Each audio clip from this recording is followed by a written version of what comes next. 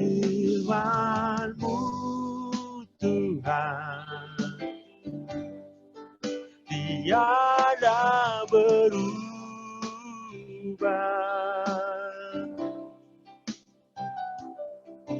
Dahulu, sekarang, selama-lamanya tiada berubah.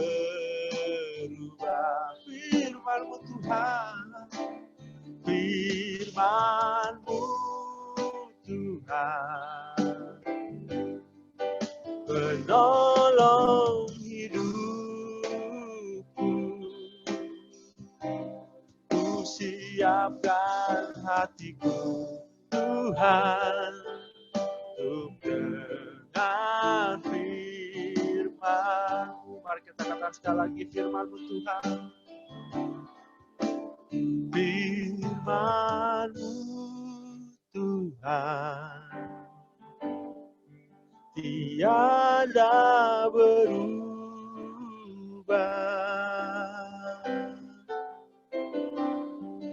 Dahulu, sekarang, selama-lamanya tiada berubah. Oh, firman-Mu Tuhan, penolong hidupku. Ku siapkan hatiku Tuhan untuk dengar firman-Mu. Hatiku telah siap Tuhan, hatiku telah siap Tuhan untuk dengar firman-Mu. Mari kita sekali, hatiku telah siap Tuhan, hatiku telah siap Tuhan untuk dengar firman-Mu.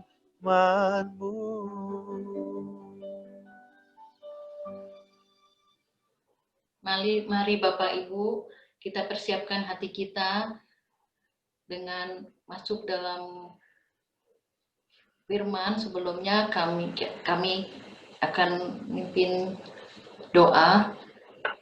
Demi nama Bapa, Putra, dan Roh Kudus, amin.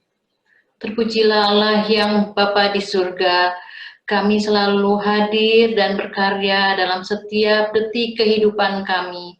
Kami menyadari pula sampai saat ini adalah merupakan anugerah yang terindah dan teristimewa dalam selama nafas kehidupan masih kami miliki.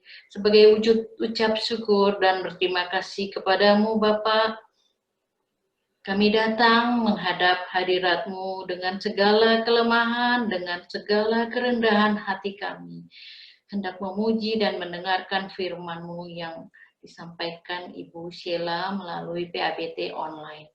Berilah rahmat, kebijaksanaan, kesucian, kesetiaan kepada Ibu Sheila, agar mampu membawa kami semua lebih dekat kepadamu.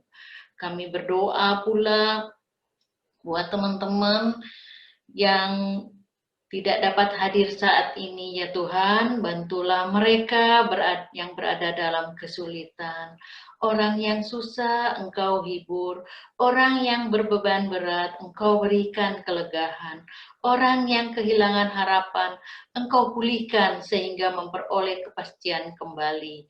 Semoga kasih karunia dan rahmat melimpah atas kehidupan kami, sehingga kami memperoleh kekuatan dalam menjalani kehidupan yang sulit saat ini. Doa ini kami sampaikan kepadamu dengan perantaraan Kristus Tuhan kami. Amin. Demi nama Bapa, Putra, dan Roh Kudus. Amin. Kami persilakan Ibu Sheila. Terima kasih, Bu Dian. Baik, Bapak dan Ibu semuanya, selamat sore, Shalom. Kita kembali lagi ketemu di PA Bunda Teresa. Hari ini kita akan membahas firman yang bicara tentang sifat-sifat firman Tuhan. Rupanya Allah di kitab suci itu selalu menggambarkan firman itu dengan macam-macam simbol. Dia sengaja menggambarkan firman itu dengan macam-macam simbol, dan setiap simbol itu sekaligus menggambarkan sifat dari kegunaan firman itu. Jadi simbol yang dipakai Allah itu menggambarkan sifat dan kegunaan dari firman itu. Tujuannya apa? Tujuannya adalah untuk mengubah kita, untuk mengubah diri sendiri. Itu tujuannya. Harusnya semakin kita berelasi sama Tuhan, semakin kita mengenal firman-firmannya, itu memang harusnya kita yang diubahkan terlebih dahulu. Dan diubahkan itu bukan diubahkan rambutnya, bukan diubahkan bajunya, bukan. Tapi yang diubahkan itu adalah innernya, karakter kita, hati, pikiran, sifat kita, sikap kita makin menjadi seperti Kristus, di mana kita makin menjadi rendah hati, makin bisa menerima perbedaan, makin mampu mengampuni, dan sebagainya. Itu yang diharapkan.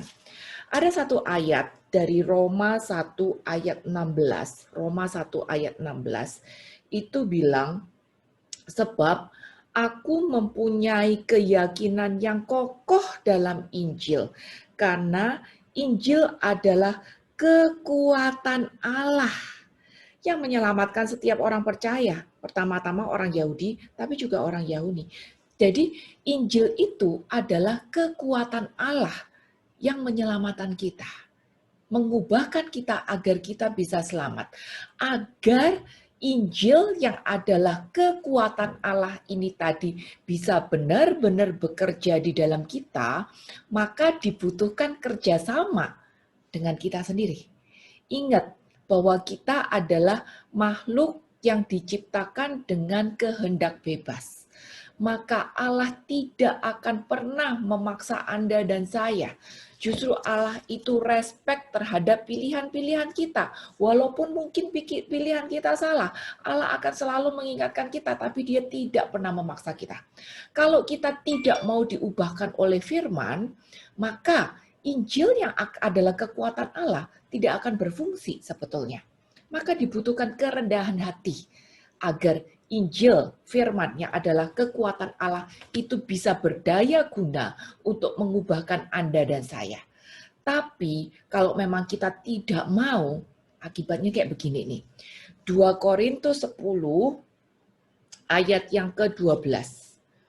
2 Korintus 10 ayat yang ke-12. Itu bilang, memang kami tidak berani menggolongkan diri kepada atau membandingkan diri dengan orang-orang tertentu yang memujikan diri sendiri.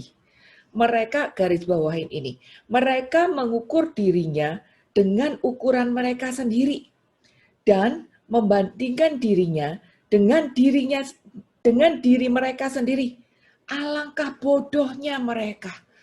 Ayat bilang jelas, kalau kita membandingkan diri hanya dengan diri sendiri, kalau kita mengukur diri hanya dengan diri sendiri, ayat bilang itu bodoh. Itu bodoh. Kenapa? Kalau kita membandingkan diri dengan diri sendiri, berarti saya merasa saya yang paling benar loh. Berarti saya merasa saya yang paling berhikmat. Berarti saya merasa cara saya yang paling tepat. Itu. Ada kesombongan di situ. Dan ayat jelas mengatakan orang seperti ini yang cuma membandingkan diri dengan diri sendiri, itu adalah orang yang bodoh. Kita nggak mau menjadi orang sombong, yang bodoh, yang hanya merasa saya paling benar, saya paling baik, cara saya yang paling tepat. Maka agar saya tidak menjadi pribadi yang seperti ini, maka kita harus bisa membandingkan diri dengan firman. Memakai firman sebagai patokan hidup kita, agar firman yang adalah kekuatan Allah, kekuatan tersebut bisa berkuasa untuk mengubah diri kita sendiri. Bisa berkuasa untuk menjadikan kita seperti yang apa Tuhan mau itu. Jadi kita harus punya kerendahan hatian agar setiap firman yang punya sifat berbeda-beda ini berfungsi secara maksimal di dalam kehidupan kita. Jadi apa aja sifat firman itu? Apa aja? Ada banyak, teman-teman. Yang pertama, sifat firman itu seperti api. Kita semua tahu api. Kita tahu semua sifat api. Api itu panas, api itu melebur, api itu membakar, memurnikan, membersihkan, menyingkirkan segala sesuatu yang kotor, yang tidak ada gunanya, agar barang tersebut bisa menjadi murni, bersih. Kita tahu kita selalu dibandingkan dengan emas atau perak yang hanya bisa dilebur dengan api. Sehingga setiap kotor-kotoran yang melekat pada emas atau perak itu tadi bisa tersingkir. Maka demikian juga sifat firman di dalam kehidupan kita. Itu seperti api yang melebur, yang membersihkan, menyingkirkan segala sesuatu yang berlawanan dengan standar Allah yang kudus. Pada waktu kita dilebur, gimana rasanya? Sakit, panas, tidak enak. Tapi ternyata itu memurnikan kita. Jadi agar kita bisa menjadi murni, kita harus punya kerendahan hati untuk mau dilebur, untuk mau disakiti, agar kehidupan kita juga makin lama makin bersih dan makin murni. Yeremia 23 ayat yang ke-29. Yeremia 23 ayat 29. Itu mengatakan, bukankah firmanku seperti api? Jelas. Allah menyatakan bahwa sifat firman itu seperti api yang melebur, tetapi memurnikan dan membersihkan kita dari segala macam kotoran yang berlawanan dari standar kekudusan Allah.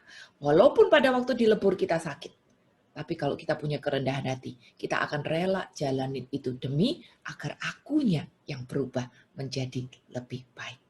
Tapi kalau aku seperti 2 Korintus 10 ayat 12, aku cuma membandingkan diri dengan diri sendiri aja. Aku merasa aku yang paling benar. Aku merasa aku yang harus dituruti. Aku merasa caraku yang paling baik. Mungkin walaupun memang iya caraku yang paling baik, tapi tanpa kerendahan hati untuk menerima keadaan, untuk menerima perbedaan, untuk mendengarkan orang lain, kita tidak akan bisa dilebur oleh api. Jadi butuh kerendahan hati agar kita bisa diubahkan. Berikutnya, sifat firman yang kedua adalah palu. Firman juga diumpamakan sebagai palu. Ayatnya sama, Yeremia 23 ayat 29, lanjutannya, dan seperti palu yang menghancurkan bukit batu. Kita tahu palu dipakai untuk ketok, untuk menghancurkan yang keras, untuk menghancurkan yang besar, untuk menghancurkan yang terlalu kokoh. Palu itu fungsinya untuk memukul, untuk menghancurkan. Menghancurkan apa di dalam kehidupan kita? Menghancurkan segala macam kebiasaan yang jahat, menghancurkan keterikatan, menghancurkan sifat-sifat yang keras, dan menghancurkan perbuatan yang sia-sia.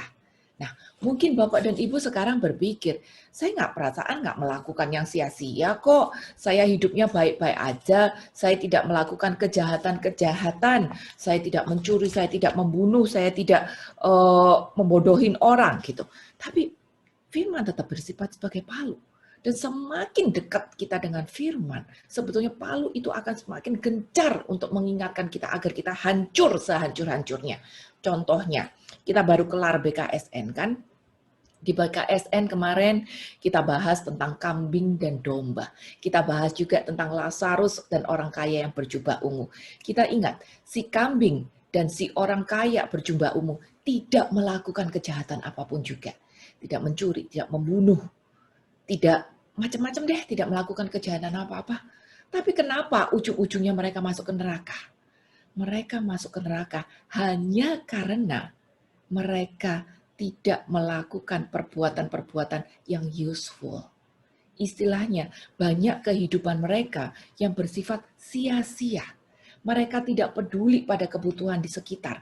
Konsennya hanya diri sendiri. Pokoknya aku enak, pokoknya aku nyaman, pokoknya aku yang butuh, pokoknya aku dihormati, pokoknya aku didengarkan. Semuanya aku. Dan diceritakan juga, si orang kaya setiap hari berpesta. Setiap hari berpesta-pesta itu kan perbuatan yang sia-sia. Waktunya dipakai dengan sia-sia. Mungkin kita sekarang bisa argue. Pesta pakai duitku sendiri, nggak merugikan orang lain, kamu juga aku undang, kamu juga ikut makan gitu. Semuanya aku provide, tapi firman jelas. Palu akan menghancurkan segala sifat keras dan perbuatan sia-sia. Maka hari ini cek diri sendiri. Kalau aku sudah makin mendekat pada firman Allah, harusnya palu itu sudah menggempur kita dan mengingatkan kita perbuatan sia-sia apa yang selama ini aku lakukan.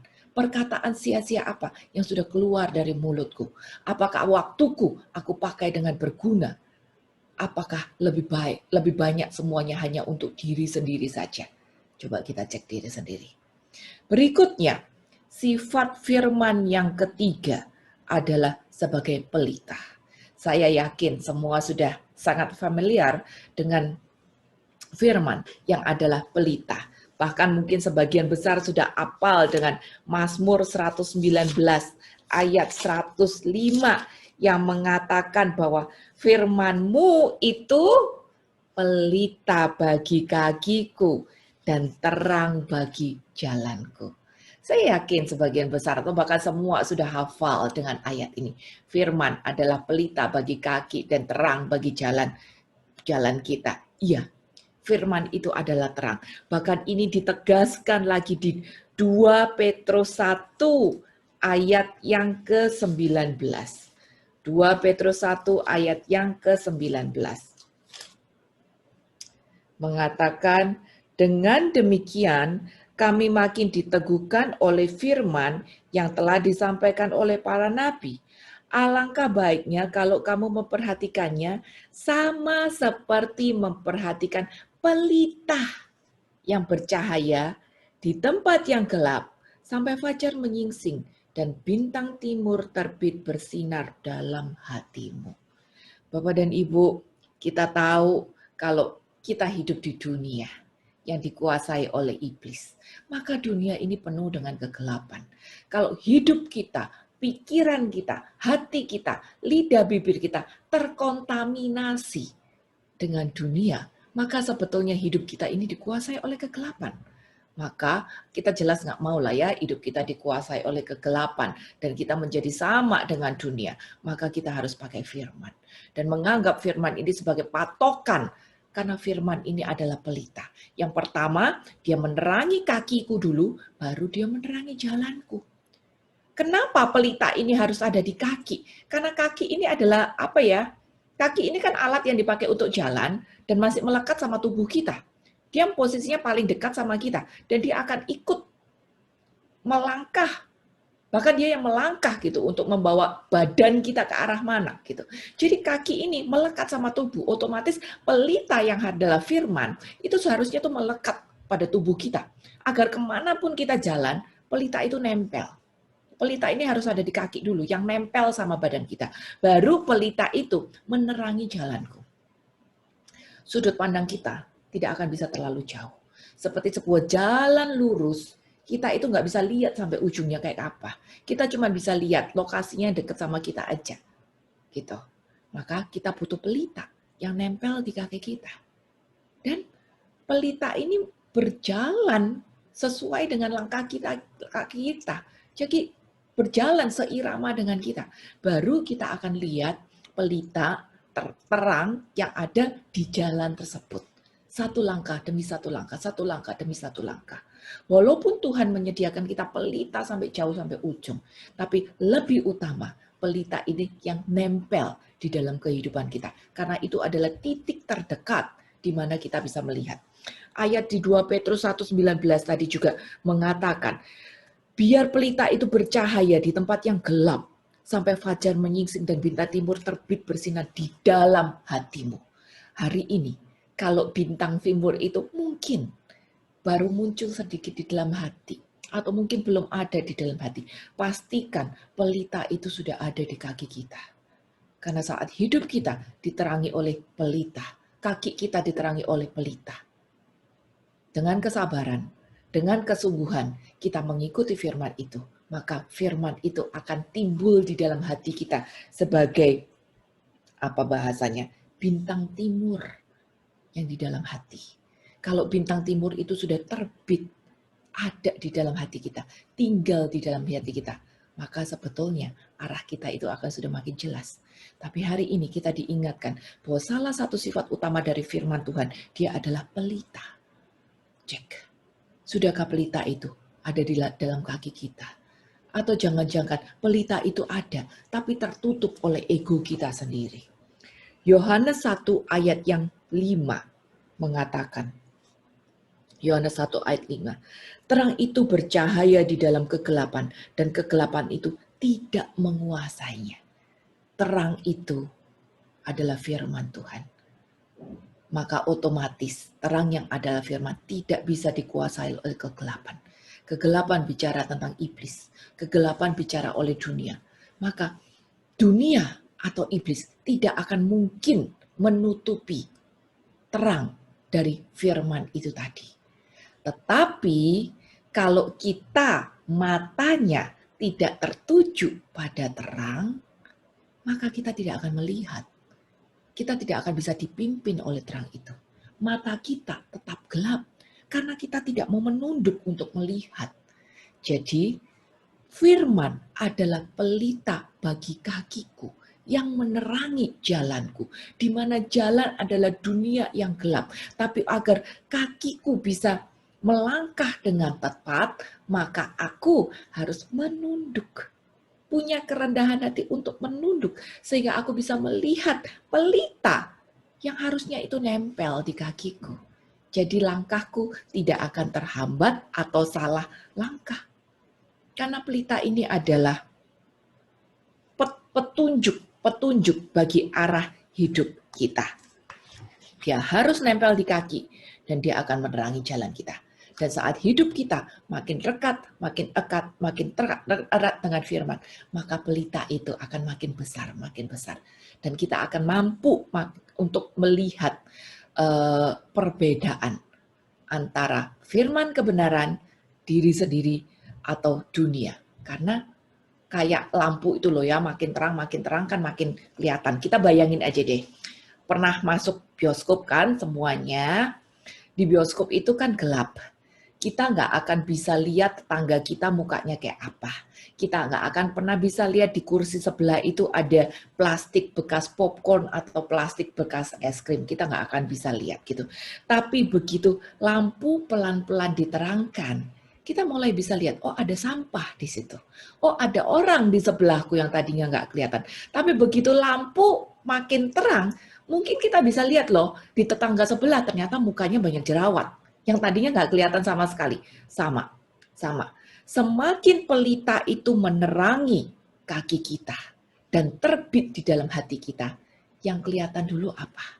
Bukan cuma jalannya, tapi yang kelihatan adalah bopeng-bopeng kita sendiri. Kaki kita ternyata pernah kebaret, gitu. Kuku kita mungkin terlalu panjang, itu makin jelas. Jadi pastikan pelita itu makin terang di dalam kehidupan kita. Berikutnya, sifat yang keempat adalah firman digambarkan sebagai cermin. Cermin ini penting sekali. Ada di Yakobus 1 ayat 23 sampai 25. Saya bilang ini sebagai salah satu sifat firman yang paling penting yang harus kita tahu. Yakobus 1 ayat 23 sampai 25. Sebab jika seseorang hanya mendengar firman saja dan tidak melakukannya, ia adalah seumpama orang yang sedang mengamati mukanya yang sebenarnya di depan cermin. Baru saja ia memandang dirinya, ia sudah pergi, ia segera lupa bagaimana rupanya. Ayat jelas menggambarkan bahwa firman diilustrasikan sebagai cermin. Kita tahu cermin itu kan kita lihat muka sendiri kan. Kita nggak akan bilang, kamu ngaca, kamu lihat kekuranganmu. Tidak. Kita pakai cermin itu untuk memperbaiki diri sendiri.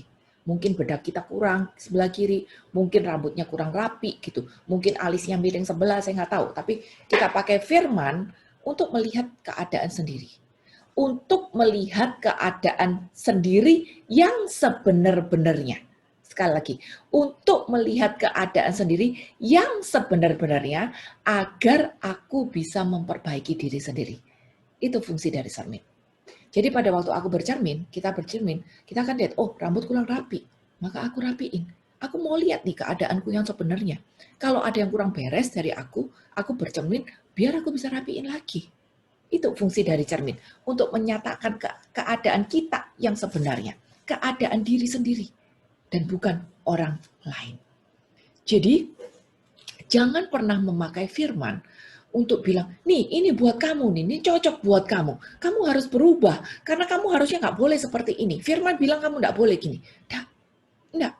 Tapi firman itu adalah cermin untuk diri sendiri. Di mana harusnya saya ngaca untuk melihat keadaan saya dan melihat mana nih dari aku yang harus aku perbaiki. Tetapi kalau aku tidak memakai firman sebagai cerminku sendiri, maka ayat 24-25 jelaskan. Kayak orang bercermin, sebentar habis itu dia lupa. Dia lupa mana yang harus diperbaiki. Percuma jadi istilahnya. Habis cermin ngaca, habis itu gak diperbaikin lagi rambutnya. Nah, percuma itu sebetulnya. Makanya kita sangat menekankan, tidak boleh menjadi pendengar saja, harus menjadi pelaku firman. Karena saat kita belajar untuk menjadi pelaku, di situ kita bercermin dan berusaha untuk memperbaiki diri. Bapak dan Ibu, pelaku firman itu bukan bicara, saya sudah bakso, saya sudah ngajar, saya sudah pelayanan. No, tapi pelaku firman itu adalah, apakah hidupku sudah menjadi teladan sehingga aku bisa menjadi cermin bagi orang-orang di sekitarku. Agar aku bisa menjadi cermin bagi orang-orang di sekitarku, otomatis aku harus berubah diri sendiri dong. Aku harus berubah diri sendiri. Karena nggak mungkin aku bisa menjadi teladan, apalagi cermin bagi orang-orang di sekitarku, kalau aku tidak punya kerendahan hati untuk berubah. Makanya, tadi di ayat pertama, aku kasih ayat keras. 2 Korintus 10 ayat 12 itu. Yang bilang, kalau orang cuma membandingkan diri sama diri sendiri, itu bodoh. Kalau kita cuma lihat firman sekilas, oh ya tahu, ini boleh begitu, ini nggak boleh begitu. Ini jabarannya seperti ini, cuma tahu, tapi nggak berubah diri sendiri. Dia cuma membandingkan pada diri sendiri. Nggak akan pernah berubah. Nggak akan pernah bisa jadi teladan. Mungkin dia tetap aktif, mungkin dia tetap ada di gereja, mungkin dia tetap pelayan. Tapi selama dia tidak menjadi seorang pelaku yang karakternya mau merunduk pada firman untuk diubahkan, sebetulnya itu belum menjadi pelaku yang sebenar-benarnya. Ingat, pada waktu kita bercermin pada firman, pada waktu kita bercermin pada firman, yang kita pandang itu adalah Kristus di sini. Maka kita bandingkan diri. Sudahkah mulutku kayak dia? Sudahkah hatiku seperti dia? Sudahkah pikiranku seperti dia? Sudahkah kehendakku seperti dia? Sudahkah kerendahan hatiku seperti dia? Itu yang kita bandingkan di situ. Tapi kalau kita cuma melihat, oh ya, aku tahu itu maksudnya seperti itu, tapi aku tidak mau merendahkan diri agar aku seperti Kristus yang ada di cermin ini, maka aku tidak akan pernah berubah. Kalau aku tidak berubah, maka aku tidak bisa menjadi teladan atau cerminan bagi orang-orang di sekitarku. Banyak orang yang mau jadi pemimpin. Banyak orang yang hafal firman. Banyak orang yang mau ngatur kegiatan-kegiatan rohani. Tetapi selama hidupnya tidak mau merendahkan diri untuk bercermin pada firman. Sebetulnya pelayanannya baru sebatas pelayanan jasmani. Kenapa? Karena hidupnya sendiri belum diubahkan. Saat hidupnya sendiri belum diubahkan, belum menjadi teladan, maka tidak bisa untuk melayani secara rohani. Bahasa singkatnya adalah, kalau pelayananku baru sekedar jasmani, sedangkan karakterku menjadi teladan, aku tidak bisa transfer roh. Aku tidak bisa transfer roh. Pelayanan secara jasmani bisa, tapi pelayanan secara rohani membutuhkan keteladanan, di mana aku bisa mentransferkan roh yang positif kepada orang-orang di sekitarku. Itu. Jadi kita sangat butuh firman sebagai cermin agar aku sendiri bertobat dulu dan menghasilkan buah roh yang bisa menjadi cerminan bagi orang-orang di sekitarku. Berikutnya, sifat yang penting lagi dari firman adalah sebagai air susu. 1 Petrus 2 ayat yang kedua. 1 Petrus 2 ayat yang kedua. Dan jadilah sama seperti bayi yang baru lahir, yang selalu ingin akan air susu yang murni dan yang rohani, supaya olehnya kamu bertumbuh dan memperoleh keselamatan jika kamu benar-benar telah mengecap kebaikan Tuhan. Nah, ini firman itu adalah air susu yang murni. Bukankah Anda dan saya adalah bayi yang baru lahir? Kita adalah bayi-bayi rohani yang baru lahir. Sebagai bayi yang baru lahir, firman jelas mengatakan bayi itu butuh susu. Kenapa susu? Karena susu itu adalah makanan yang murni. Susu itu adalah makanan yang bergizi tinggi. Pada waktu kita lahir secara lahiriah pun, kita juga pertama kali makan adalah susu ibu. Lalu baru susu formula, mungkin baru makan bakso, bakmi, dan steak, dan yang lain-lain gitu. Tapi pertama, bahkan sampai hari ini, kita mengenal susu sebagai makanan yang murni, yang bergizi tinggi, yang menyehatkan kita, yang memberi kita kekuatan, juga menetralisir segala macam racun yang mungkin masuk secara tidak sengaja terhadap kehidupan kita. Itu sifat dari firman, yang adalah susu yang murni. Ibrani 5 ayat yang ke-12. Ibrani 5 ayat yang ke-12. Sebab sekalipun kamu ditinjau dari sudut waktu, kamu seharusnya sudah menjadi pengajar. Kamu masih perlu lagi diajarkan asas-asas pokok dari pernyataan Allah, dan kamu masih memerlukan susu, bukan makanan keras. Bagaimanapun juga Bapak dan Ibu, pada waktu kita bertumbuh, kita butuh susu itu. Kita butuh susu itu. Karena susu itu bergizi, murni, memberi kita kekuatan, dan menetralisir kita. Gitu. Jadi mutlak kita perlu susu. Orang yang bertumbuh perlu susu. Orang yang jatuh juga perlu susu agar dia kuat lagi untuk berdiri. Orang yang gagal juga perlu susu agar dia mendapat penghiburan. Jadi, iya, sifat daripada firman itu adalah seperti air susu yang mutlak kita perlu agar kita bisa bertumbuh, agar kita bisa kuat, agar kita bisa ternetralisir dari segala macam yang buruk, dan kita bisa terhibur. Karena susu itu penuh vitamin kan? Penuh vitamin kan? Bergizi. Itu fungsi dari sifat daripada firman. Lalu berikutnya, firman itu juga punya sifat seperti benih. 1 Petrus 1 ayat yang ke-23. 1 Petrus 1 ayat yang ke-23. Karena kamu telah dilahirkan kembali bukan dari benih yang fana, tapi dari benih yang tidak fana, yaitu firman Allah yang hidup dan kekal. Firman itu adalah benih. Kita tahu sifat dari benih. Benih itu harus mati dulu, baru bisa bertumbuh. Setelah dia mati, dia bertumbuh, dia akan menjadi pembawa kehidupan. Benih itu adalah pembawa kehidupan. Dia akan berakar, lalu dia akan bertunas, berkembang biak, lalu berbuah, sampai dia bisa menghasilkan benih lagi. Jadi buah yang baik itu adalah buah yang bisa menghasilkan buah lagi. Jadi buah apel yang baik ya misalnya. Buah apel yang baik adalah buah apel yang setelah bijinya dikeringkan, dimatikan, dia ditanam, dia bertumbuh menghasilkan pohon apel yang berbuah, dan buah dari buah yang baru ini tadi, dari pohon yang baru ini tadi, kalau dikeringkan, dia akan bertumbuh menghasilkan buah lagi. Konkretnya di dalam kehidupan sehari-hari, kalau misalnya saya menghasilkan buah Ibu Dian, itu belum buah yang baik. Itu belum buah yang baik. Tapi buah yang baik adalah kalau saya menghasilkan buah dari Ibu Dian, lalu Ibu Dian berbuah lagi Ibu Evelyn. Itu baru buah yang baik. Kenapa? Karena kayak MLM, ada kakinya terus gitu, ngembang terus, kayak begitu. Nah, firman itu adalah benih, di mana benih itu membawa kita pada kematian pada diri sendiri, tapi setelah itu membawa kehidupan yang baru, yang bertunas, berakar, dan berkembang sampai dia berbuah lagi.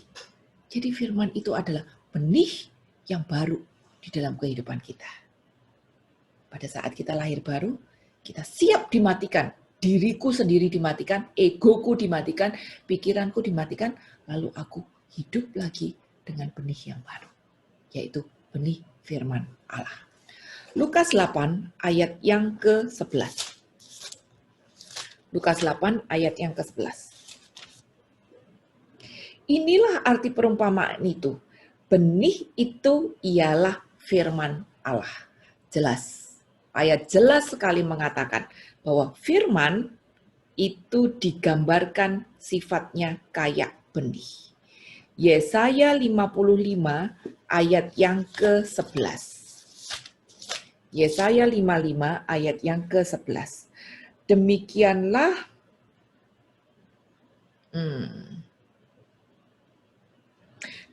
firmanku yang keluar dari mulutku, ia tidak akan kembali kepadaku dengan sia-sia, tapi ia akan melaksanakan apa yang kuhendaki dan akan berhasil dalam apa yang kusuruhkan kepadanya. Itulah benih firman. Dia adalah benih yang baik, yang tidak akan kembali dengan sia-sia. Dia pasti hidup dengan membawa kehidupan yang baru. Bagaimana kita treat, bagaimana kita memperlakukan firman yang adalah benih kehidupan yang baru di dalam kehidupan kita. Sudahkah kita memberi kesempatan pada benih itu untuk tertanam di ladang yang bagus, di tanah yang bagus, atau kita sia-siakan benih itu? Ingat, benih ini tidak akan kembali dengan sia-sia, karena benih ini adalah firman Allah. Tapi tergantung sikap kita sendiri. Tergantung tanah hati kita sendiri, tergantung kehendak bebas kita. Bila memang kehendak bebas kita membiarkan benih ini tadi mengubah kita, maka dia akan membawa kehidupan yang akan berbuah secara maksimal. Berikutnya,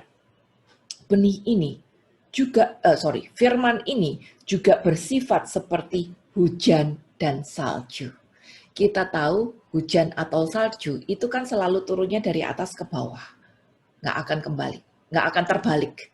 Dia selalu jatuh dari atas ke bawah, dan setelah dia jatuh ke bawah, dia tidak akan kembali lagi ke atas.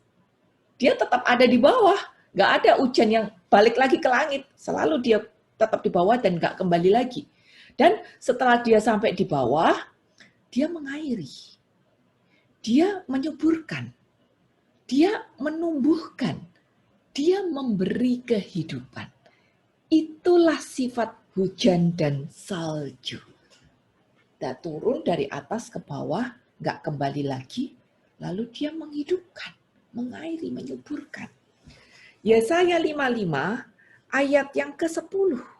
Ini jelas mengatakan, sebab seperti hujan dan salju turun dari langit, dan tidak kembali ke situ, melainkan mengairi bumi, membuat subur, dan menumbuhkan tumbuh-tumbuhan, memberikan benih kepada penabur dan roti kepada orang yang mau makan.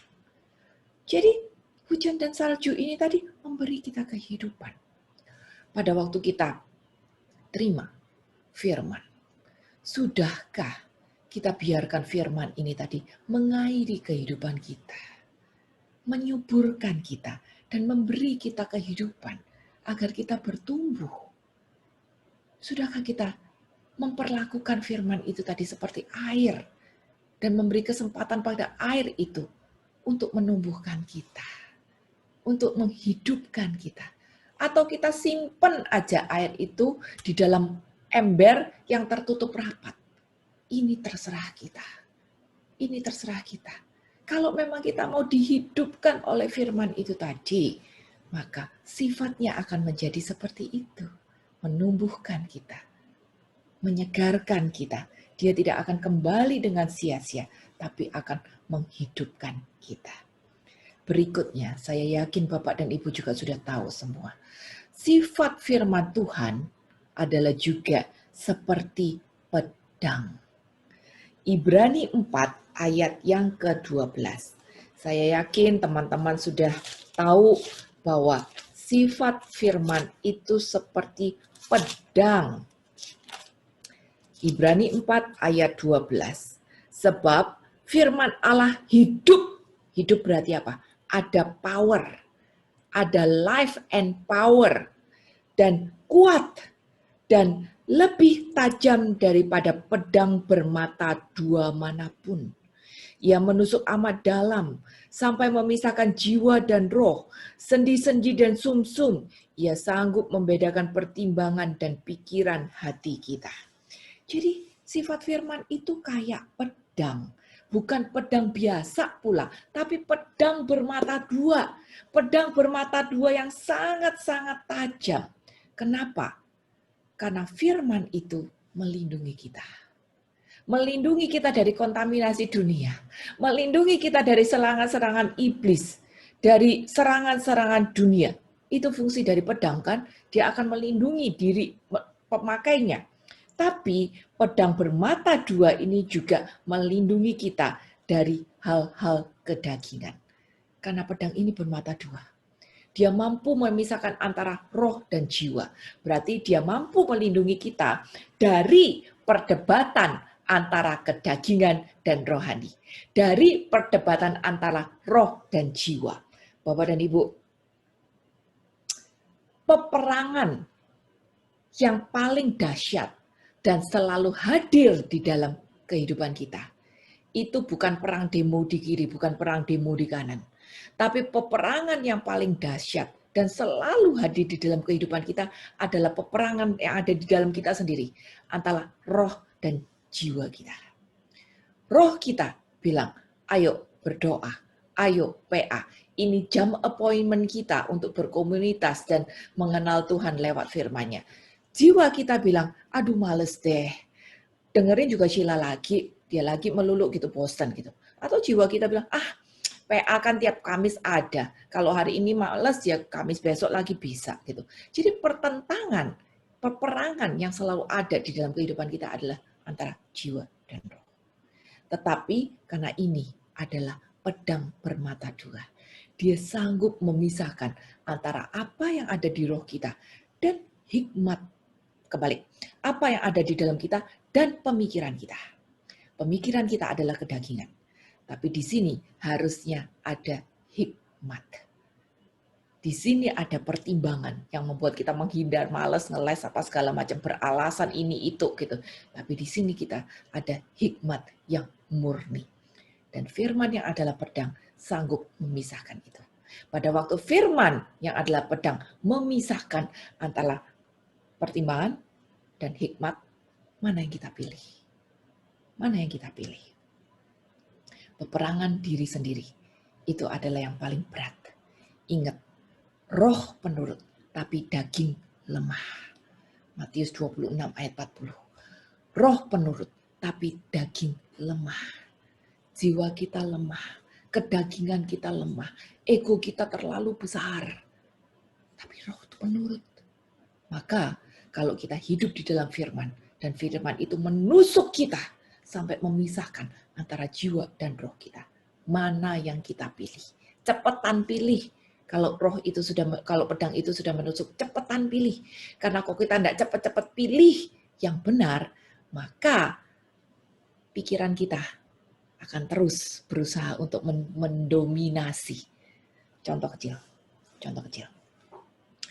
Mungkin pada kita sekarang udah nggak misa ya, kita sekarang semuanya virtual.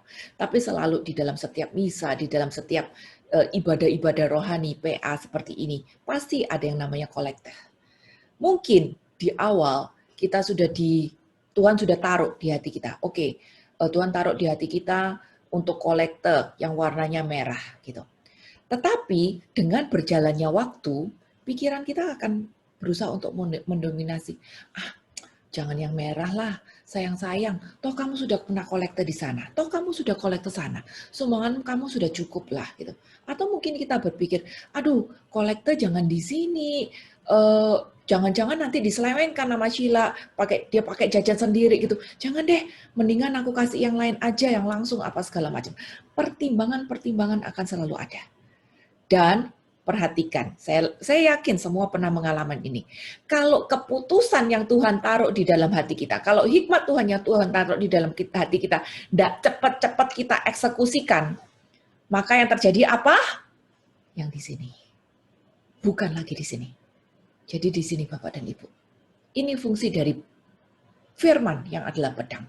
Pada saat Tuhan taruh hikmat di dalam hati kita, untuk memisahkan antara roh dan jiwa kita. Pertimbangan dan hikmat Tuhan. Cepat-cepat dieksekusi.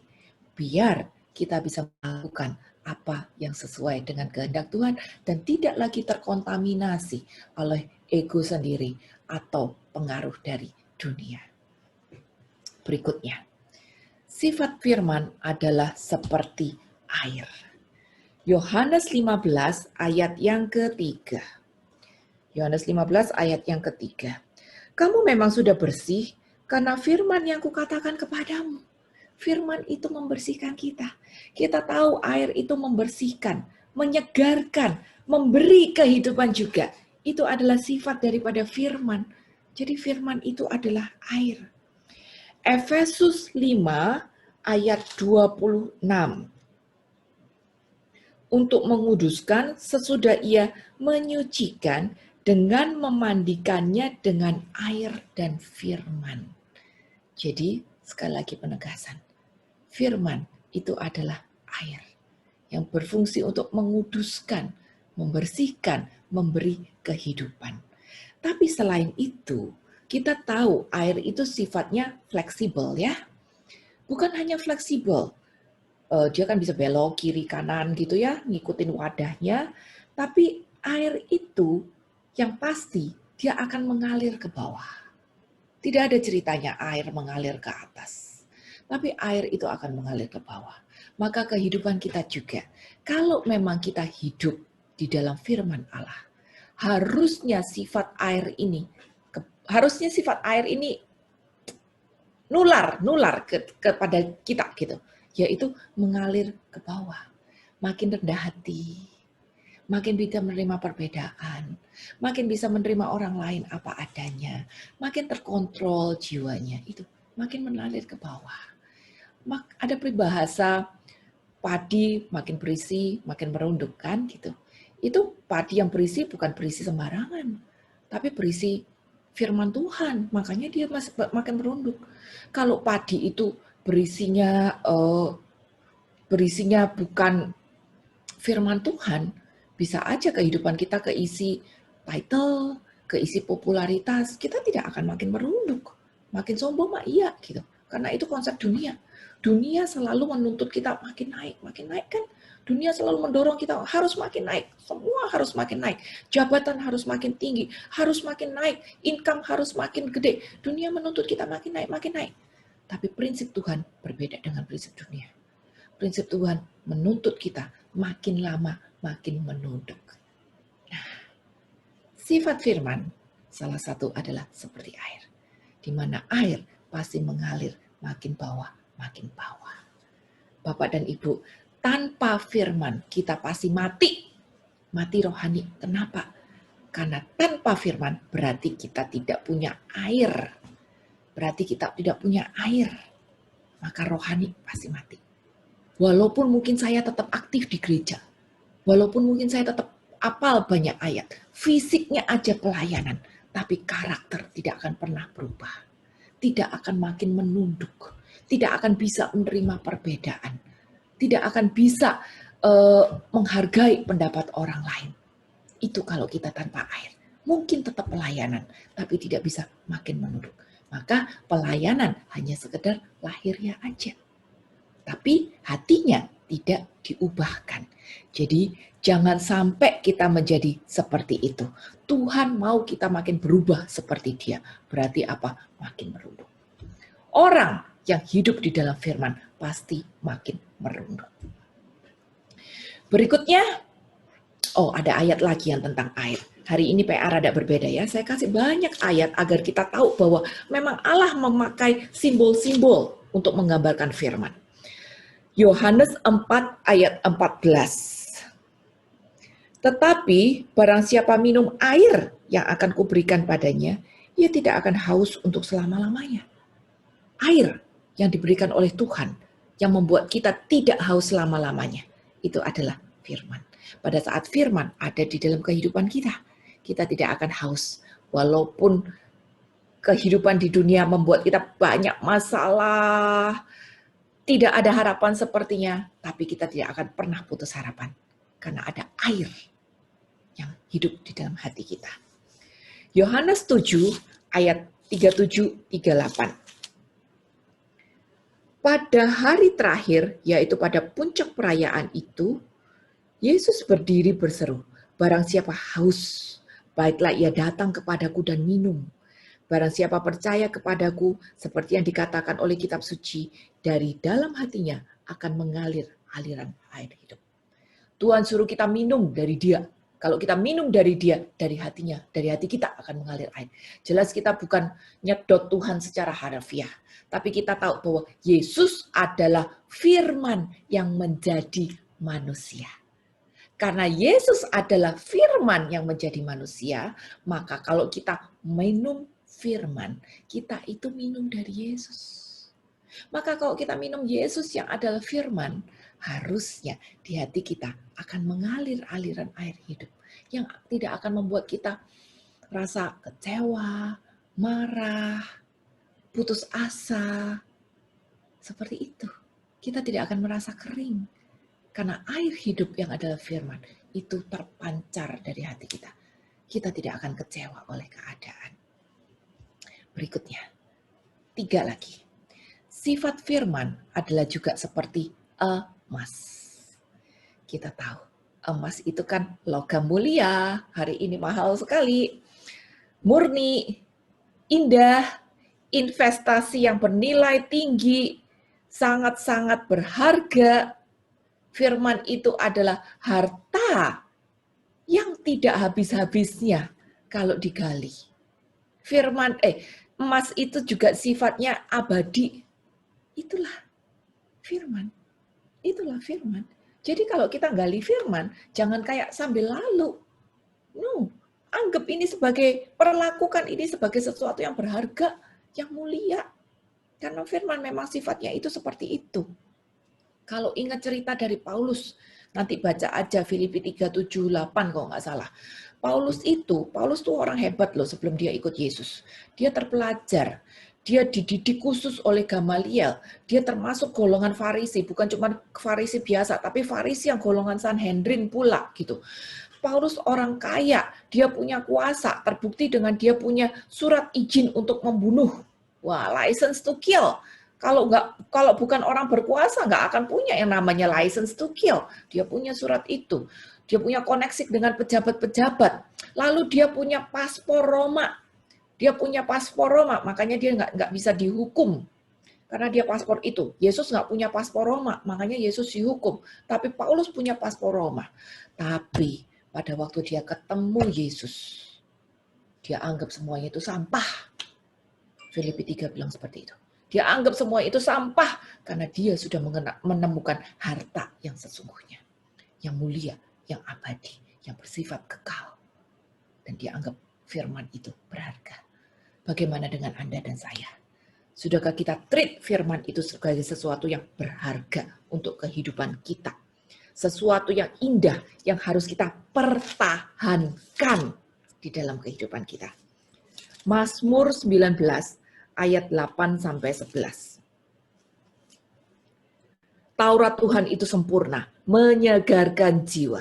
Peraturan Tuhan itu teguh, memberikan hikmat pada orang yang berpengalaman. Titah Tuhan itu tepat, menyukakan hati. Perintah Tuhan itu murni, membuat mata bercahaya. Takut akan Tuhan itu suci, tetap ada untuk selama-lamanya. Hukum-hukum Tuhan itu benar, adil semuanya.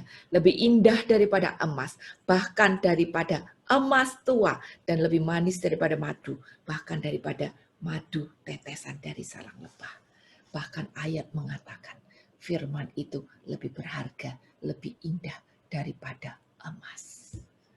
Bisa nggak kita memperlakukan firman sebagai sesuatu yang berharga, bahkan lebih berharga daripada emas? Berikutnya kita sudah baca ayatnya. Mazmur 19 ayat 11 mengatakan bahwa firman sifatnya seperti madu. Kita tahu madu itu manis, menyehatkan. Dia berfungsi juga seperti obat, kan? Kasih kita kekuatan gitu. Jadi harusnya kalau kita udah belajar firman, mulut kita itu manis. Kehidupan kita itu manis. Hati kita manis. Ya, harusnya gitu kalau udah belajar firman. Ingat, kita cuma bisa share atau membagikan dari apa yang kita punya. Kalau kita punyanya di sini pahit, maka yang terpancar akan pahit. Tapi kalau kita punyanya di sini manis, maka pikiran kita akan manis, mulut kita manis, dan kehidupan kita akan memancarkan yang manis-manis. Harusnya seperti itu. Firman itu adalah madu. Dan kalau firman itu ada di dalam kehidupan kita, dia bukan hanya akan membuat kehidupan kita jadi manis, tapi dia akan membuat kita memancarkan sesuatu yang manis bagi orang-orang di sekitar kita. Bapak dan Ibu,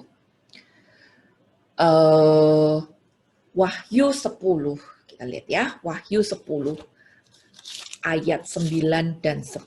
Ini juga mengatakan bahwa firman itu adalah madu. Mazmur 10. Lalu ia mengambil kitab itu.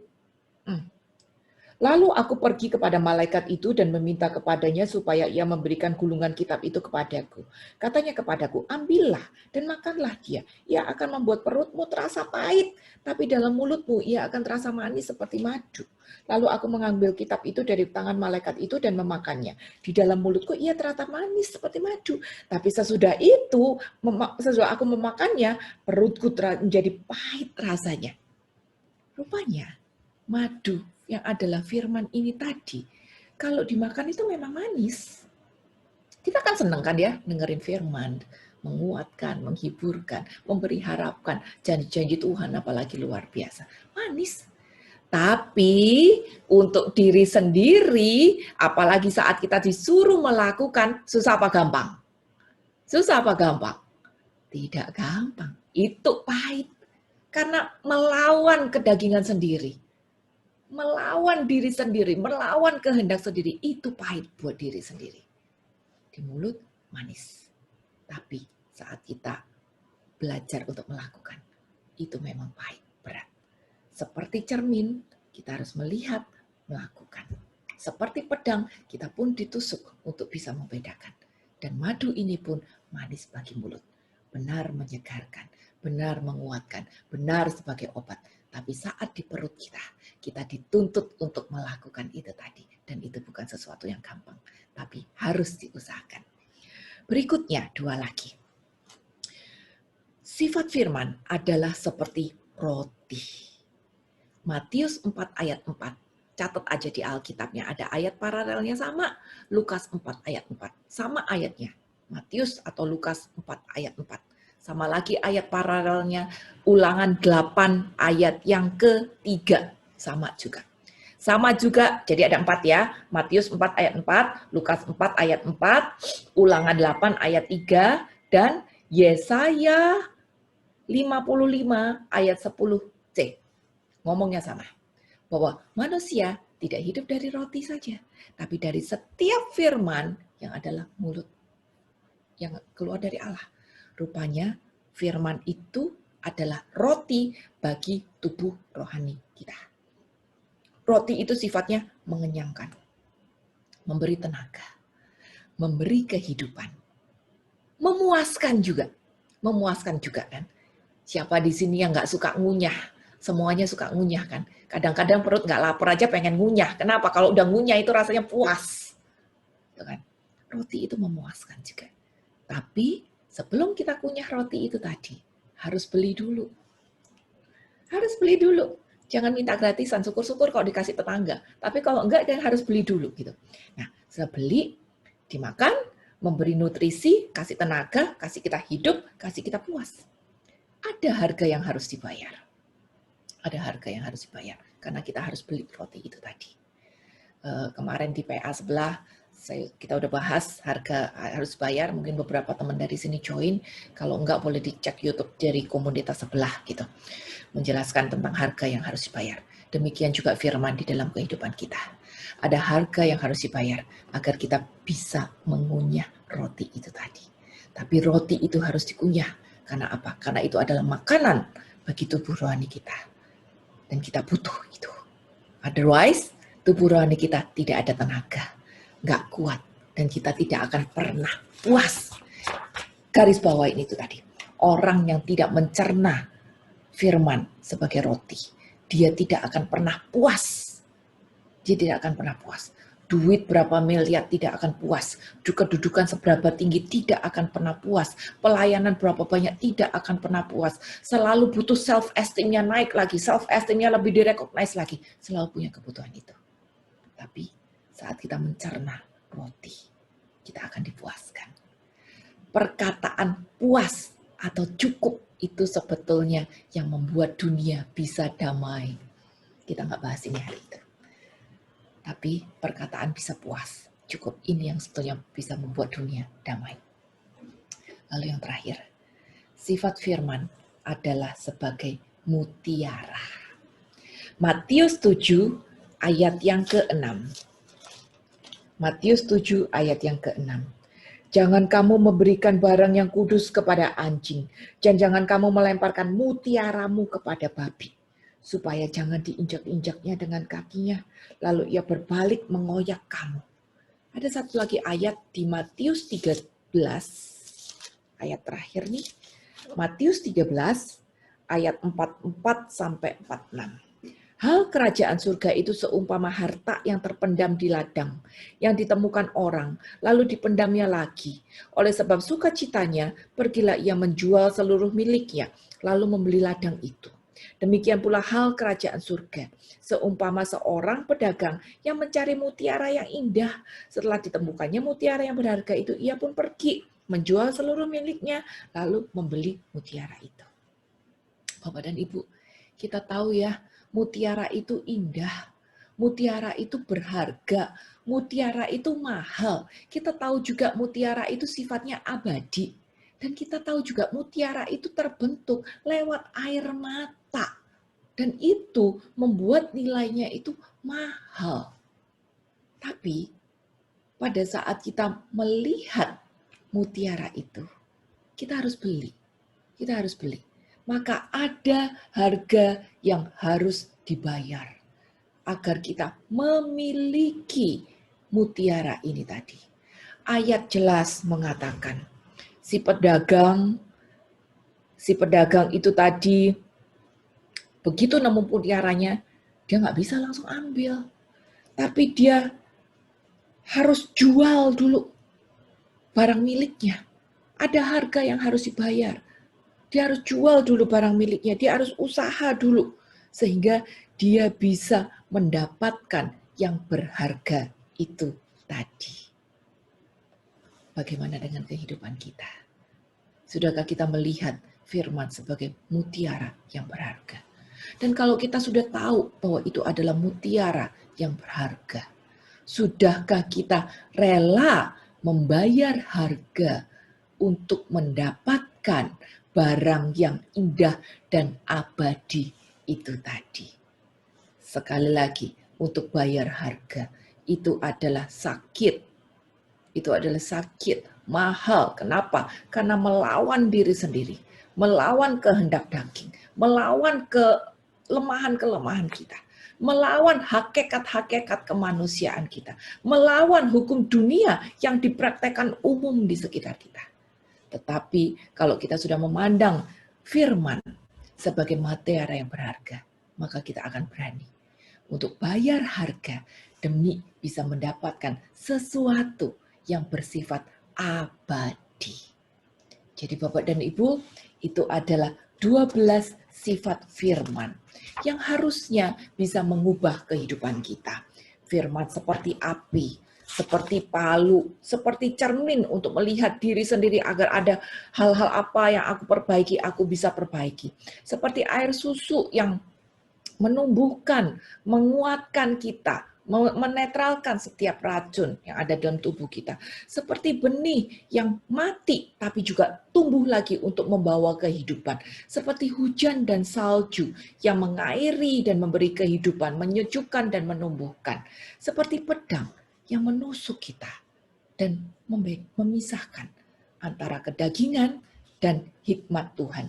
Seperti air juga yang mengalir ke bawah, membuat kita makin rendah, makin rendah, makin rendah lagi. Seperti emas dan mutiara yang mulia, yang abadi, yang indah, berharga, dan bersifat kekal. Seperti madu yang manis, tapi ternyata di perut pahit, tapi menyehatkan dan berfungsi sebagai obat. Tapi juga adalah roti yang mengenyangkan kita dan memuaskan kita. Itulah sifat-sifat dari firman Tuhan.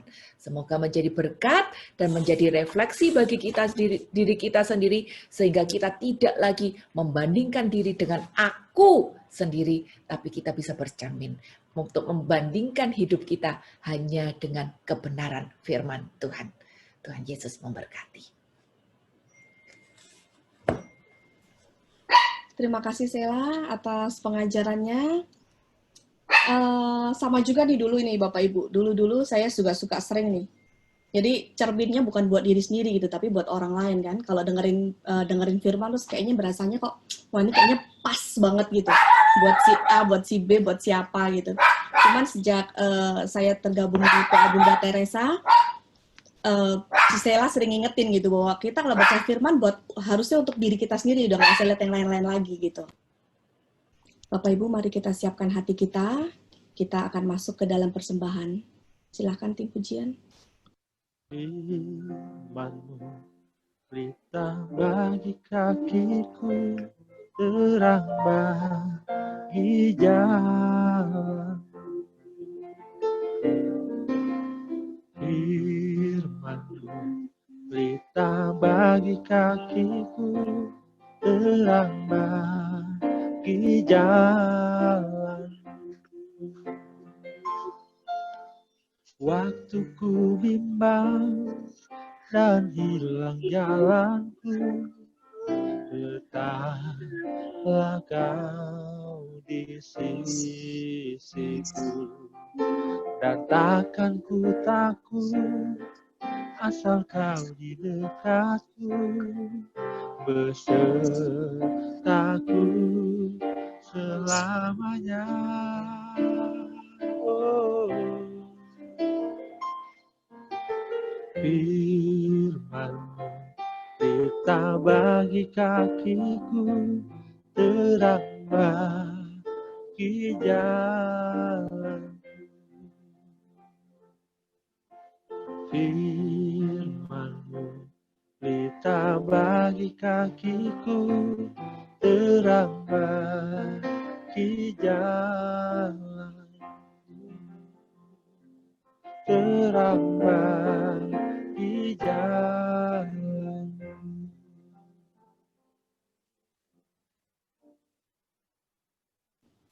Oke, terima kasih Andai. Bapak Ibu, ada pengumuman sebentar ya. Jika ada Bapak Ibu yang membutuhkan dukungan doa, bisa japri ke saya, Evelyn, atau ke Catherine di nomor yang ada di layar nanti. PA Bunda Teresa juga mempunyai akun di sosial media, ada di Facebook, Instagram, dan juga YouTube. Bisa mengikuti akun kita untuk mengetahui kegiatan-kegiatan kita. Juga foto-foto yang diambil selama pengajaran kita posting juga di sana. Bersyukur sekali, minggu depan, Kamis depan, kita akan diajar oleh Romo Agustinus Lee dari Malang dengan tema Reason to Believe. Pastikan untuk bergabung ya Bapak Ibu. Kalau tidak via Zoom, susah sekali minta jadwal dengan Romo Agustinus. Buat Bapak Ibu yang sudah pernah mendaftar, sekali lagi tidak usah mendaftar lagi, cukup 1 kali saja.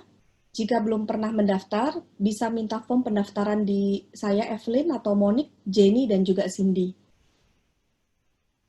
Sekian dari saya, terima kasih Bapak Ibu, terima kasih juga untuk semua tim yang melayani hari ini, baik yang terlihat di layar ataupun yang di belakang layar. Terima kasih pelayanannya. Saya kembalikan ke tim pujian.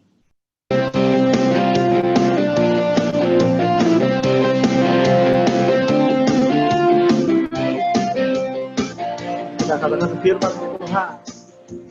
Firman Tuhan, kita bagiku. Janjimu terang bagi jalan-jalan, kebenaran setiap hari. Ku menantikan, beri kekuatan baru. Bukan terbang tinggi di awan, bersamamu dalam kemuliaan. Firman-Mu teguh menopang, bukan aman dalam-Mu Tuhan. Mari kita sekali bukan terbang tinggi di awan, bersamamu dalam kemuliaan. Firman-Mu teguh menopang, bukan aman dalam-Mu Tuhan, bukan aman dalam-Mu Tuhan. Mari kita sekali bukan aman dalam-Mu Tuhan.